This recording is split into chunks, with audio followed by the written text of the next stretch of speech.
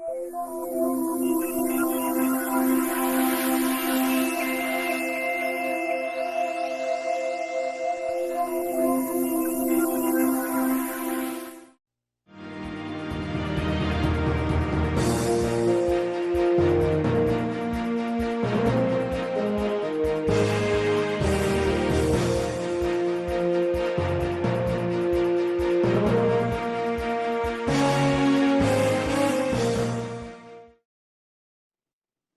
evening, and welcome to this public forum with the candidates for the Mandan Park Board. My name is Catherine Sprinzanatic with the League of Women Voters, and I will be your moderator this evening. This candidate forum has been organized by the League of Women Voters of Bismarck Mandan and is co-sponsored by the Bismarck Tribune and Dakota Media Access. The League of Women Voters is a nonpartisan organization that promotes the informed participation of all citizens in their government. The League does not endorse or oppose candidates or political parties. There are 3 candidates running for election for 2 open seats to the Mandan Park Board, and 2 have joined us this evening.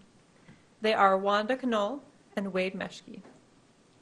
The audience here tonight, Thursday, June 2nd, is invited to submit questions on the index cards provided, and viewers or listeners may phone or text in questions for the candidates.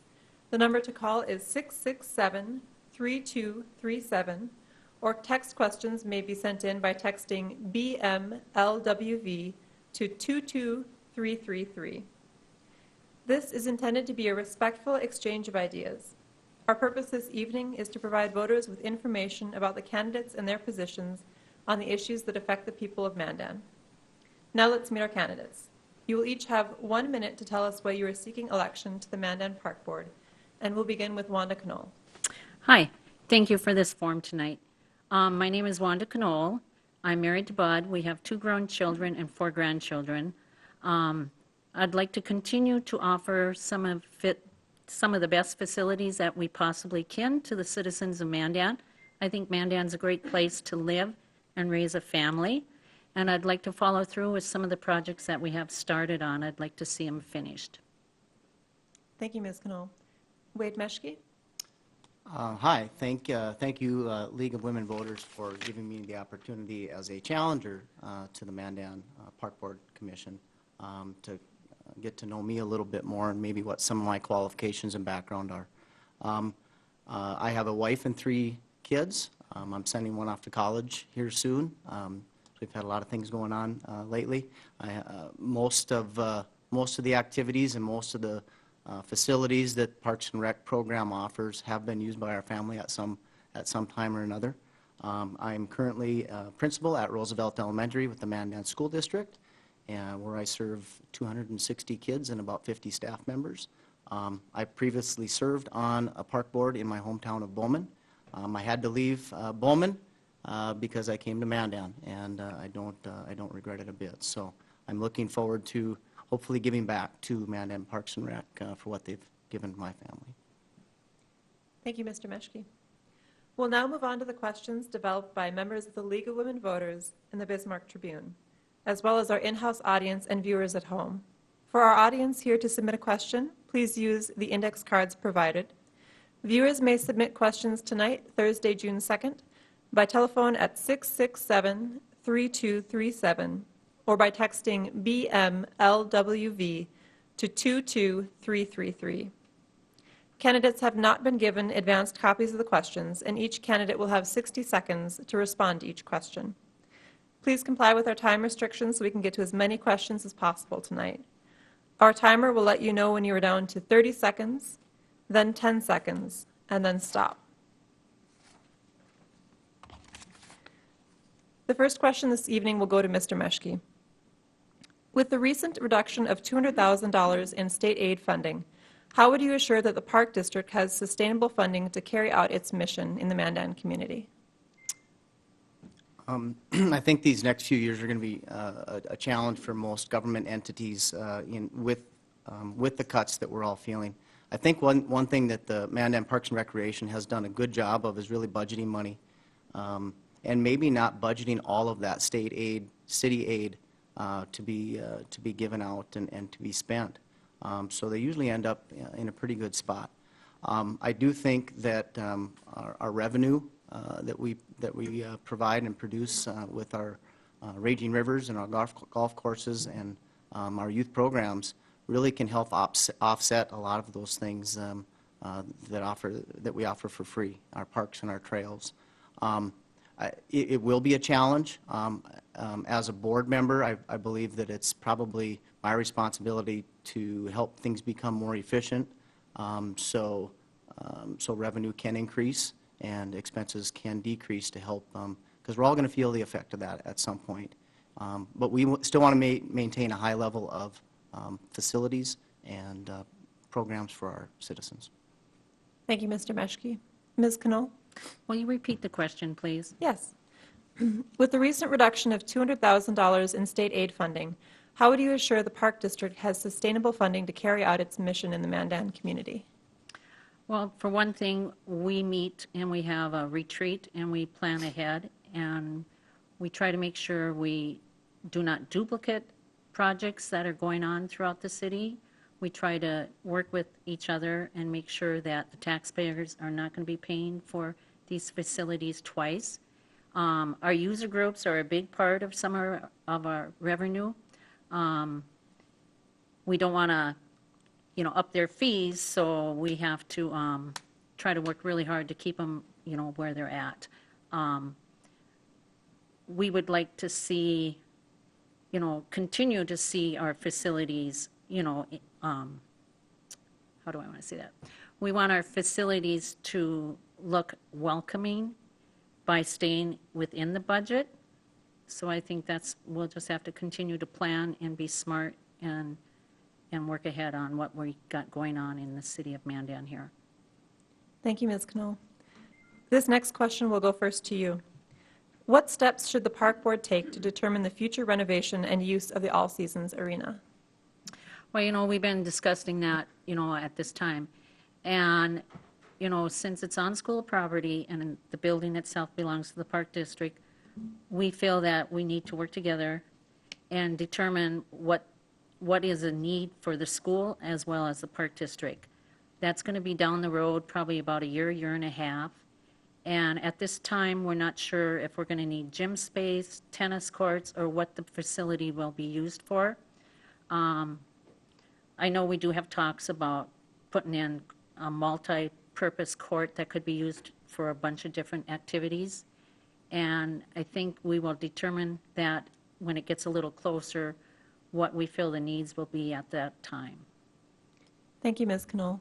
Mr. Meschke? The All Seasons Arena is a highly sought-after facility, I think, for many groups. They're, and I think when you say multi-sport, I think that is probably a direction that can fill a lot of needs in our community. I do think, I'm glad that the discussions are happening now in conjunction with the school district. I think that there can be some pretty good compromise and some pretty good cost-sharing ideas that can really bring that facility to be used for more than just hockey right now. And whether it be an all-sport type flooring with tennis, basketball, volleyball, I think it can be used for more than just Parks and Rec and more than just the school district, and to be used even outside of those two realms as a profit-bearing type facility as well. So, Thank you, Mr. Meschke. The next question will go first to you. The Mandan Park Board voted earlier this year to remove 4 of 6 tennis courts in South Mandan. What should the future use of this property be, and how should tennis needs in the community be addressed? I know that there is a newer tennis facility on the north end of town. It's obviously not enough. I know our tennis teams did quite well. Our girls' tennis teams did quite well this last week and represented us well at the state tournament. So I think we're going to see probably more of a demand for that. Unfortunately, we lost some courts on the south end of town. Whether they were playable or not, I think is up for discussion. But tennis, I think, will be possibly part of that All Seasons Arena. Again, with that multi-sport type approach to it. Right now, there is not an indoor facility, I believe, that they can use other than a gym. So I think that it should be one of the priorities, maybe not the priority, but I think it should be one of the priorities when we look at where we put more tennis courts. Thank you, Mr. Meshke. Ms. Knoll? Yeah, tennis is a growing sport. I know it was a tough decision when we made it to take out the 4 courts that we had taken out, but we had resurfaced them, I think, about 3 times already. The poles and the nets, they just wouldn't stay on anymore. So we felt it was in the best interest to take them out at this time. We have talked about partnering with the school again and trying to put some maybe out at Lakewood when they build a new school. We kind of want to spread the tennis courts around town so every neighborhood gets the chance to use these tennis courts. As far as indoor tennis, I know that's a big subject, and we've been talking about, you know, if it's going to work for the school and for the park board to put it into the all-season arena. So, thank you. Thank you, Ms. Knoll. The next question will go first to you.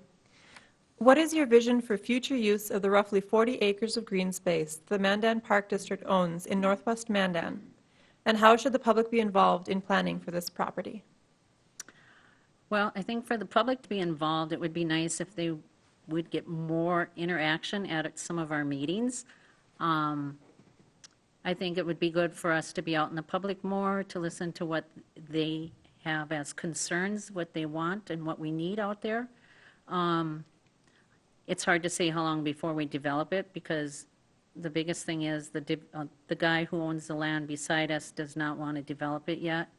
So as far as what's going to go out there, I would say for sure probably a park, but maybe a softball diamond. It's maybe tennis courts even, you know. It just depends how soon we can develop it.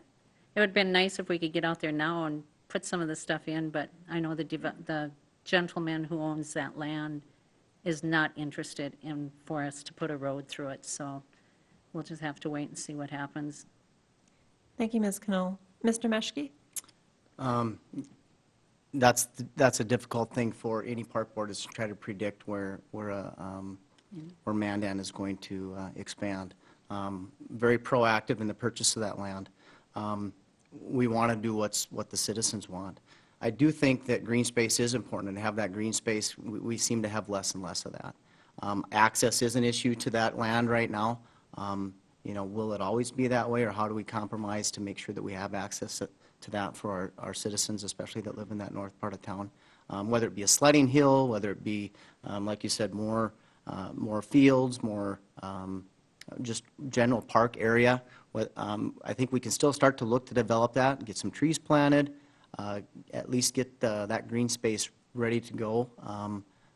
So we're not trying to maybe plant trees after we decide what we're going to do with it, because I think, you know, trees are a big thing, and you want to look 20 years down the road, which is difficult. So that's one thing we can do now.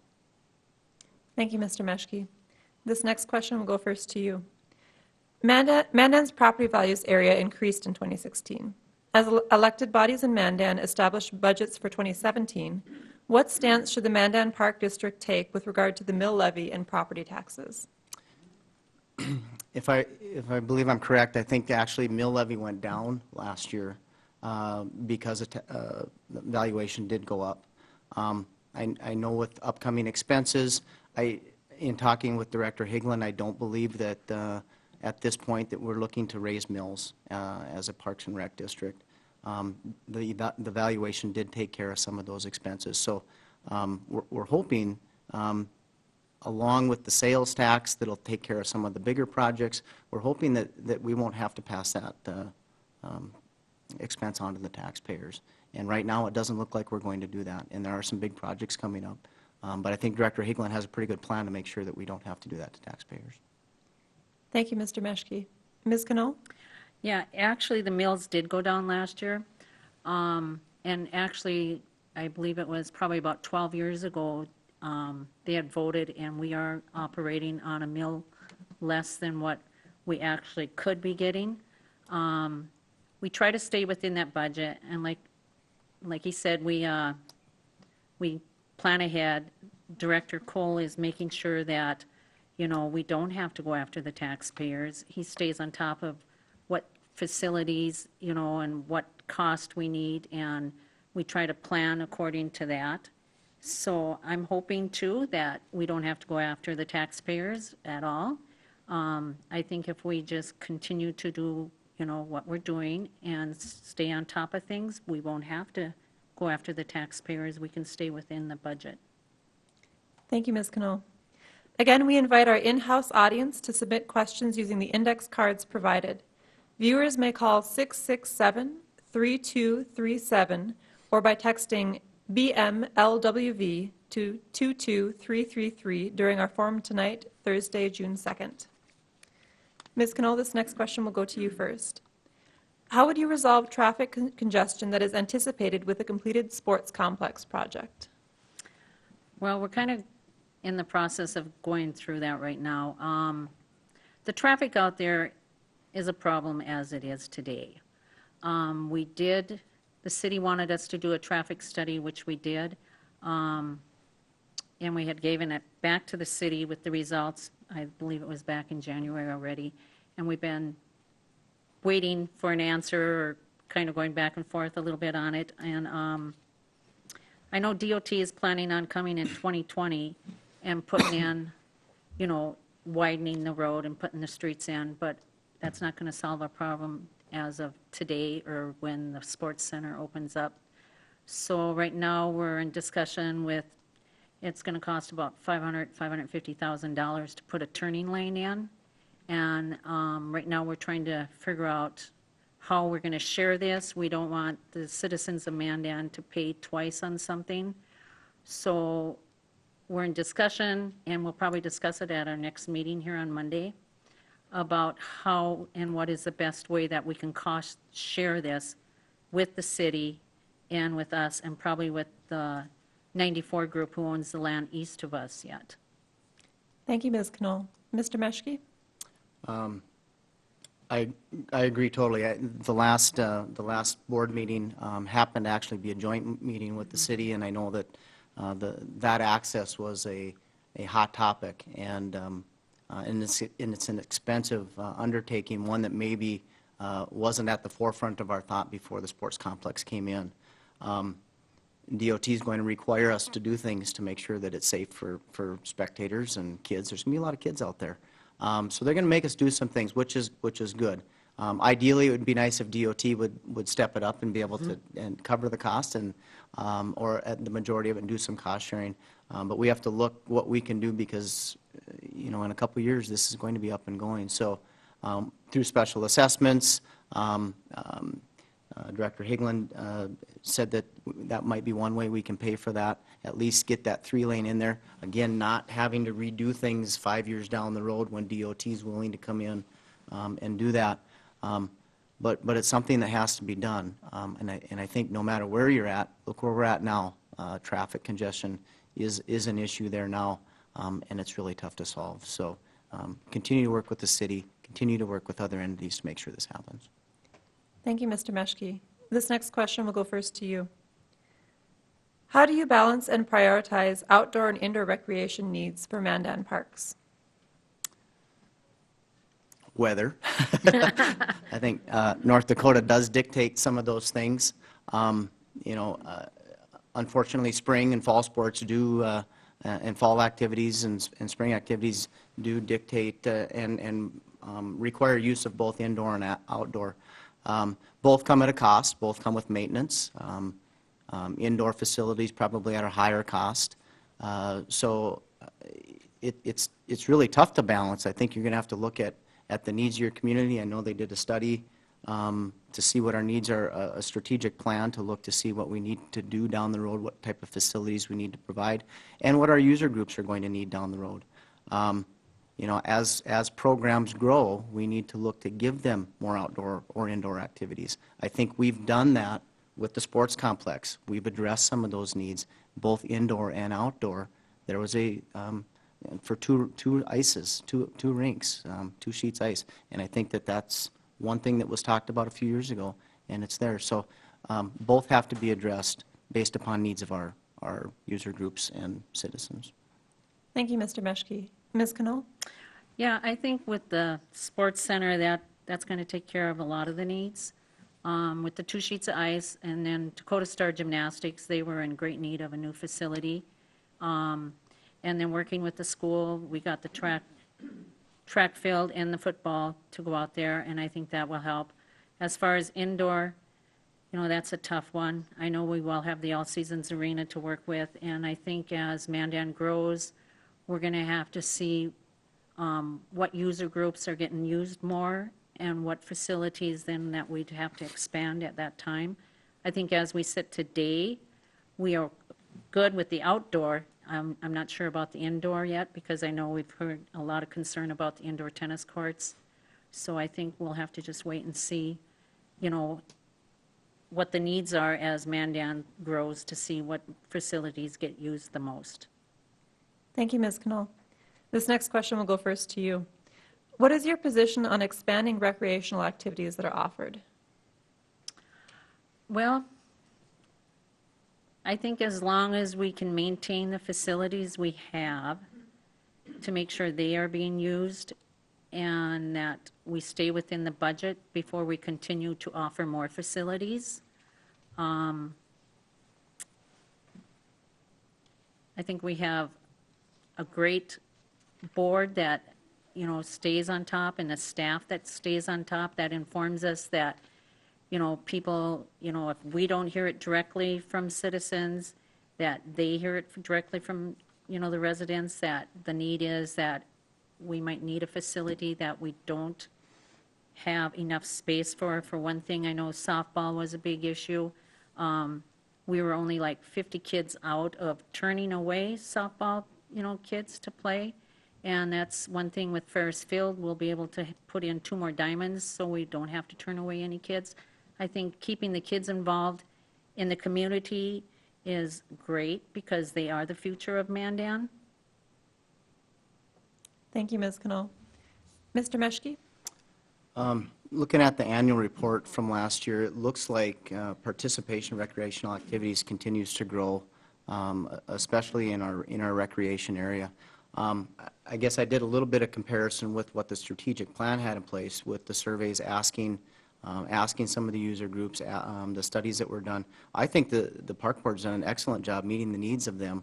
And I think that's part of what a park board commissioner has to decide and balance does one person constitute, putting a new recreational program together.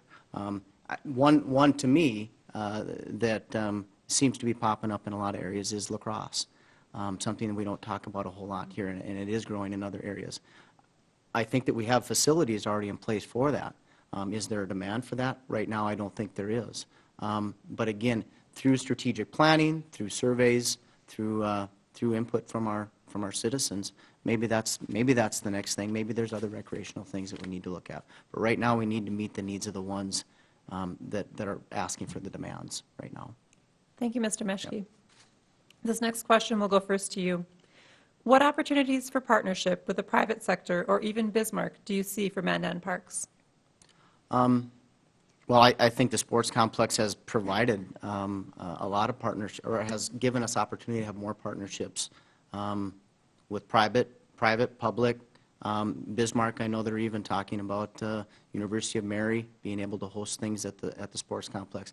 Those partnerships are important, not only for our budget.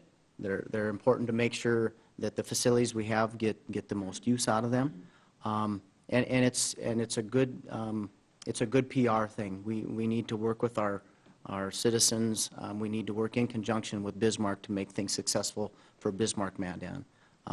Obviously, we want people from Bismarck to come to Mandan just like they want us to go over there. I think we're in the process of putting things in place to bring people from Bismarck to Mandan. So, and the sports complex, I think, is a good avenue to do that. Thank you, Mr. Meschke. Ms. Knoll? Yes, I agree. I think the Sports Center will bring a lot of opportunities to Mandan from Bismarck. Another thing, I think the Family Wellness Center is a big part of combining, getting Bismarck people to come to Mandan and share that facility. I know when it was being built, the surveys that went out on it, we did have a lot of Southside Bismarck people that said they would participate in using that facility. So I think that is a good thing that we'll, share with, Bismarck supporting Mandan. That's about all I have to say, sorry. Thank you, Ms. Cannell. This next question will go first to you. If you could improve one thing about the Mandan Park District, what would you improve and why? I think my biggest thing is some of our parks. We have some parks that are small, some that are kind of, I'd like to say probably outdated with the play packages we have. And I think parks is a great way for people to take their kids and enjoy, have family gatherings. The universal play package that we just finished here last year up at the Eagles Park, I think that was one of the greatest things we ever did. We have so many compliments, and when you get emails from people who say, look at my child finally got to enjoy using a swing or just getting out there and interacting with other children, I think our parks is one of the biggest things I'd like to see us try to improve play packages and plan to put new ones in as we go into the future. Thank you, Ms. Cannell. Mr. Meshke? I couldn't agree more. I think a lot of the attention that we're giving right now are to the big things, and we can't forget those parks. Playground equipment does not last that long for the amount of money you put in it. So they're really, we have a lot of parks in Mandan, and we have a lot of playground equipment. And to upkeep that is difficult. It really needs to be replaced, and to have some sort of a rotation on there. I'm very kid-centered. I feel that we invest into our youth, and there's no better way to do that than in our green space areas and in our park equipment. And it will get used. We're seeing that by the universal playground right now. If that was the only park in Mandan right now, we'd be doing really good. But I think we have other parts of town that we do need to really pay attention to and put better equipment into place for our kids. Thank you, Mr. Meshke. This next question will be our final question this evening. Mr. Meshke first. What is your long-range vision for the parks in Mandan, and how do you envision the parks being used in the community? Parks in particular, or? Yes. Okay.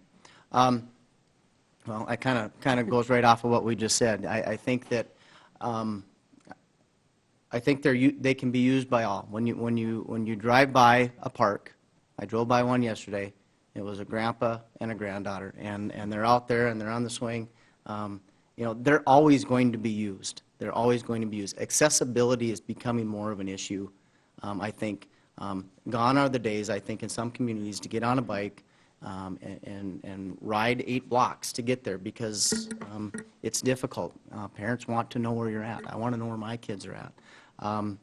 They're always going to be used. So again, I think putting time, effort, and money into those and keeping them up to date with many activities, not only just for the kids that are there, but I think the Universal Playground's done a nice job, but also put activities for parents there, whether it be exercise equipment, whether it be a walking path, whether it be something around that area while the kids play. I think it can be even more multi-used, and it just doesn't have to be watching them swing. I think there's a lot more things that can be put into it, and a lot more thought that can be put into it. Thank you, Mr. Meshke. Ms. Cannell? I do agree. I think parks is probably one of the biggest and most used facility we have. I do know we have horseshoes at some of the parks that the parents can participate in, and I do think that's a great idea, trying to add something else for the parents so they can stay involved. And with, health being such a big issue today, I think our trails and try to, as Mandan grows, connect our trails so that we can have one big circle for every residence, and developer can have for the people who live in that area so they can get out and use our trails. So I think that would be a nice factor too. Thank you, Ms. Cannell. Candidates, thank you for being here tonight. You will now have 1 minute each to present a closing comment, and we'll begin with Ms. Cannell. Well, I'd like to thank everyone. I'd like to thank everyone for their past support for the last 12 years I've been on the board, and I would love to continue. I'm a good listener, and I would just love to give back to community that I love to live in. Mandan has been great to me and my family, and I would love to see us grow as far as adding new facilities to Mandan, programs, working with the user groups, and do this while staying within our budget. Thank you. Thank you, Ms. Knoll. Mr. Meschke? I also want to thank League of Women Voters for the opportunity. I feel that I'd be a good asset to the board. I have experience. I feel I'm organized. I'm a planner. I'm what's called as a shark watcher. I know where I want to go, but I'm watching for sharks and trying to avoid getting eaten by them. So I do think that I can be progressive, but I want to do it without as many mistakes as possible and doing it the right way the first time. So I do appreciate getting to meet Commissioner Knoll. Her 12 years experience on the board has really taken us to new levels here in Mandan, and I applaud what she's done as well, and I want to be a part of it. I want to be a part of where we're going in Mandan, and I think I can offer some pretty good ideas and some pretty good solutions to some of the problems that we're going to be having and facing in the next couple of years. So thank you. Thank you, Mr. Meschke. I wish to also thank the Bismarck Tribune, Dakota Media Access, and the volunteers from the League of Women Voters for organizing this forum. Thank you to the viewers at home and the audience members here tonight for taking the time to learn more about the candidates and issues. This program will replay several times on Government Access, Cable Channel 2, and 602 HD, and will be available for online viewing at www.freetv.org in the days leading up to the June 14th election. Before we close this candidate forum, we remind you that you will need a form of identification to vote in North Dakota. You can find identification requirements and additional voting information on the websites or at the offices of your county auditor or the North Dakota Secretary of State. Thank you and good night. Thank you all.